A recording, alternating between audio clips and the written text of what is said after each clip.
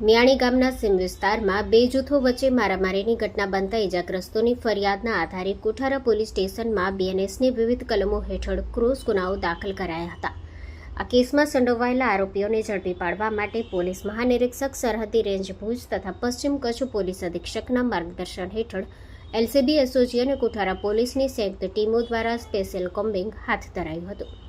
Combing દરમિયાન નુંદાતડ ગામે તપાસ કરતા ઇન્ડિયન આર્મી દ્વારા ઉપયોગમાં લેવાતા વાહન જેવા કલર અને ઢાંચાવાળી જીપ્સી જેના રજિસ્ટર નંબર GJ12FC 5249 મળી આવી હતી. તપાસમાં ખુલ્યું કે આ પ્રકારના કલર અને ફેરફાર માટે આરટીઓની ફરજિયાત મંજૂરી જરૂરી હોવા છતાં કોઈ પરવાનગી લેવામાં આવી ન હતી.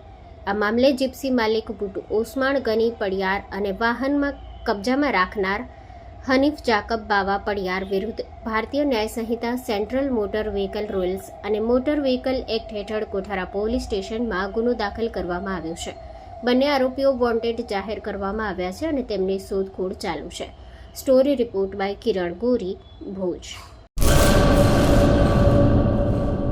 મંગલ મેડિકલ સ્ટોર દરેક પ્રકારની દવાઓ પર ડિસ્કાઉન્ટ મળશે.